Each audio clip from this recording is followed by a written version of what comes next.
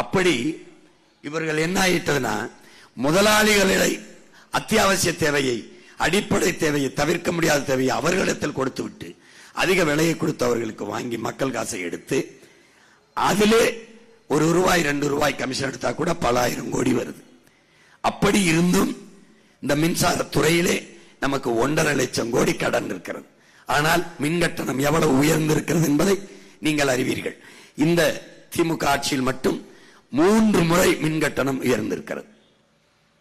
அந்த துறைக்கு, மின்கட்டணத்துறை, மின்சாரத்துறைக்கு 1.5 லட்சம் கோடி கடன் இருக்கிறது. அப்ப இவ்வளவு கட்டணத்தை உயர்த்தியும் கடன் எப்படி வந்தது? எப்படி வந்தது பாருங்கள். பல ஆயிரம் கோடி ஊழல். வாங்கிறதுல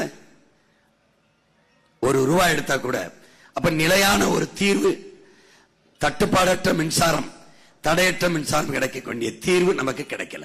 அப்ப மின் உற்பத்தியில் தண்ணீரை அடைய வேண்டும். இங்க பாருங்க, இதெல்லாம் நம்ம ஊர்ல இருந்த மின்மாற்றி மின்சாரம் தான். இப்ப அனல் மின் உற்பத்தி, அணு உலை மின் உற்பத்தி, இதெல்லாம் என்னன்னா ஆபத்தான மின் உற்பத்திகளை எல்லாம், இயற்கைக்கு கேடானது, பேரழிவை ஏற்படுத்துவது எல்லாம் அரசு வைத்துக் கொள்ளுது. சூழ்நிலைக்கு, சூழியலுக்கு எந்த கேடும் வராத, ஆபத்தில்லாத மின் உற்பத்தியை தனியாற்ற கொடுத்திருக்கும்.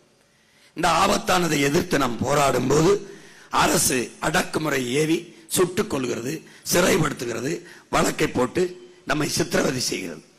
ஆனால் ஆபத்தில்லாத மின் உற்பத்தியை முதலாளிகளுக்கு கொடுத்து விடுகிறது.